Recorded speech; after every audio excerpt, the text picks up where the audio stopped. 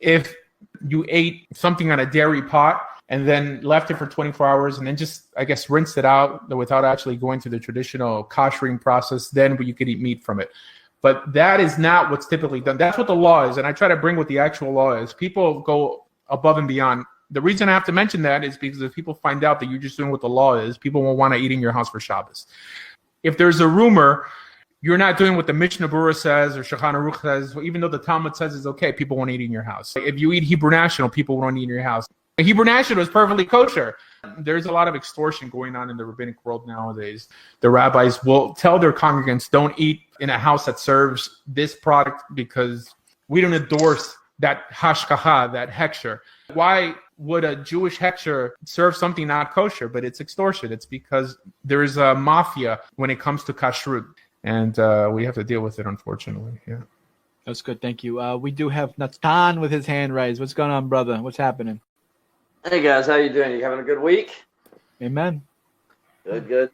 I was wanting to touch base. You talked about, we were talking about mikvahs and swimming pools being mikvah, right? Now, if you have a swimming pool, an in-ground pool that's completely private, is it kosher then?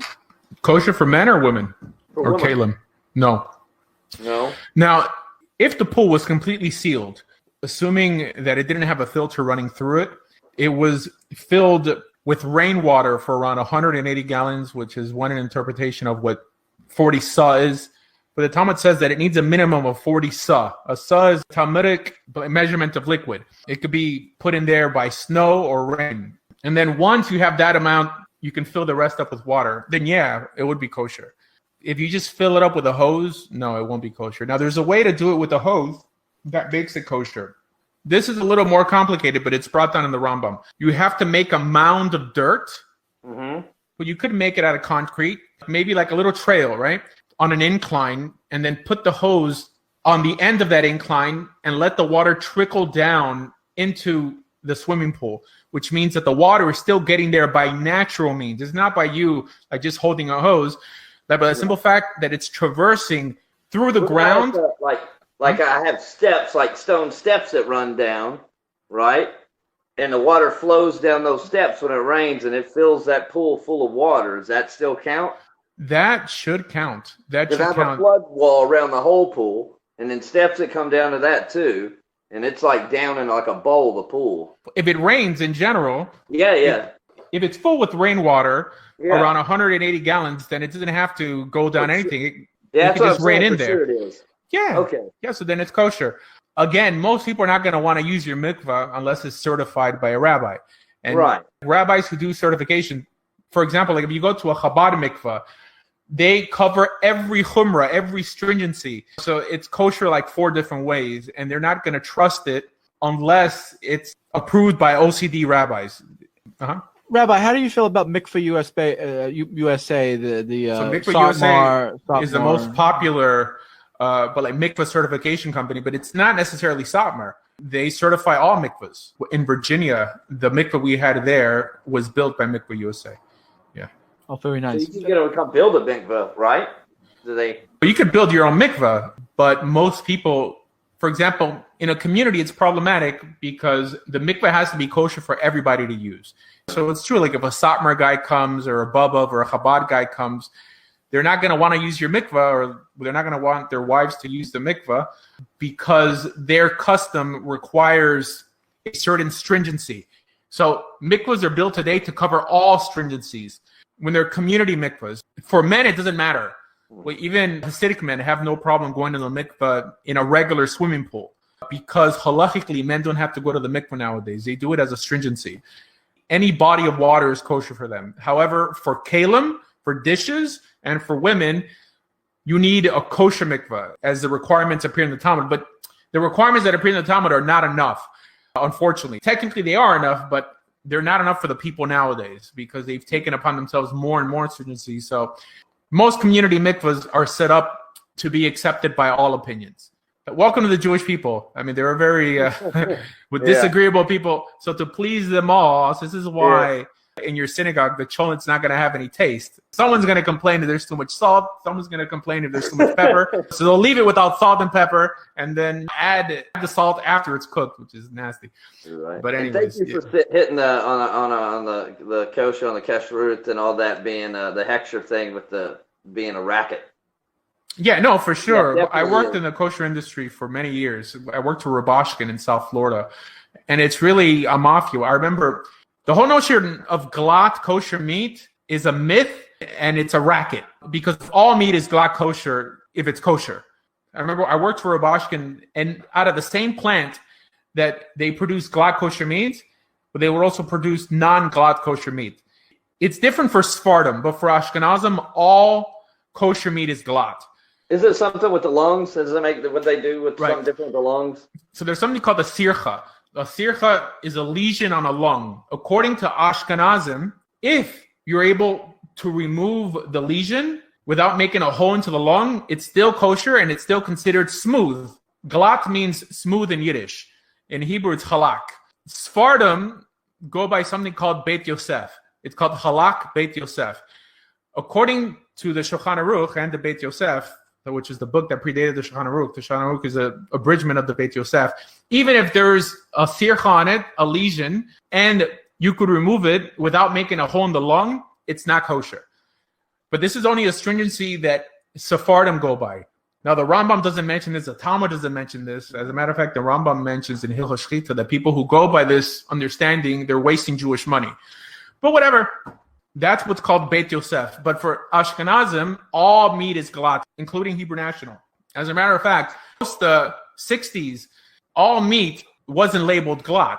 It was an invention by the Hungarians when they came to America from Europe after the Holocaust to corner the kosher market. Their meat, they started labeling glatt to mean that it's more kosher than the other guy's meat. I mean, now they have glatt kosher pickles. I mean, glatt doesn't mean anything anymore. Glatt only had to do with beef. Yeah, but now there's glatt chicken. Glatt now means higher caliber kosher. It's a lie. Yeah, like choice beef over. Yeah, it's stupid. Yeah, it's yeah. stupid. My rabbi can beat up your rabbi. Right. My hechsher could beat your hechsher. Yeah. But even bottles of water now have hechshers that have like OUs on it. It's so stupid. It's really meant to keep Jewish people uneducated. And that's what frustrates you the most, because when I try to educate people about this, they're like, no, like my rabbi knows a lot and he wouldn't lie to me. And he told me this is the way it is. Man, I wish I had your rabbi on my show. Yeah. But anyways, if you guys want more info about this, I have a video called Hebrew National is Glatt. And I bring down all the sources. I mean, have you compared a Hebrew National hot dog with a Rabashkin or a Meal Mart hot dog? It doesn't compare. Hebrew National is delicious, but Orthodox people won't eat it just because their rabbis don't like Triangle K. Triangle K is a very reputable Rabbi Raubag in Brooklyn. The senior just died. You know, I mean, his son took over. But these are Orthodox people. He learned in Merkaz Rav. Okay, he was a Zionist, but whatever. There's nothing wrong with Triangle K. But anyways, next. Why do people make an issue of Triangle K then? I believe that it's to give more money to the Hamisha brands, to the smaller brands. Triangle K has a huge overhead, which means that if everybody bought Triangle K, all the smaller Hasidic hashkachot people wouldn't buy. Hebrew National is more affordable. It's available everywhere, and it tastes a lot better than the Orthodox brands, even though Hebrew National is an Orthodox brand. So I think that they're trying to keep other Orthodox Jews, more Hamisha Orthodox Jews, in business. That's my opinion. I mean, Hebrew National was a huge operation. I mean, not just Hebrew National, Empire, but I think Empire is under OU. But that's chicken. Yeah, I think that's why they do it. They make up stuff. I mean, I've heard many different reasons why people say it's not kosher, but it's all made up. I had a friend who was a shochet in Wisconsin, which is where their slaughter plant is, and he says it's no different than anywhere else. As a matter of fact, because they're such a large organization, they're less likely to cut corners. Cut corners in the sense that if you're a small slaughtering company, it hurts your business to have a steer that's not kosher because you lose money. You have to sell to a Gentile instead of using the same meat in the kosher market that's going to bring you probably 50% more profit. They have more incentive to cut corners. When you have such a large operation, they don't care if they lose a little. And also they have more to lose if they get caught. I think it's easier to trust a larger organization than a smaller mom and pop slaughterhouse. Yeah. Are there any kind of unreputable agencies that like have also things about like the tablets? I can't remember what it's called. Right. So Tablet K is one that people like to beat up on.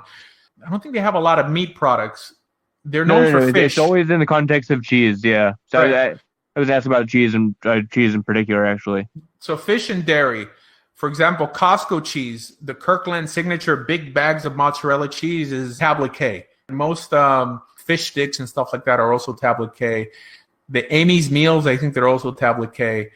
The Amy's pizzas, they're great. Like the organic pizzas they sell in Walmart and in Publix, they're also Tablet K. But most Orthodox Jews won't eat Tablet K. It's always something stupid. These are all Orthodox organizations. It's not just about food. These guys make fun of each other for stupid reasons. You know what I mean? Just because they don't like a topic that this rabbi brought up. You know, but these are all Orthodox rabbis. I mean, what, they're going to lie and serve you treif, pork?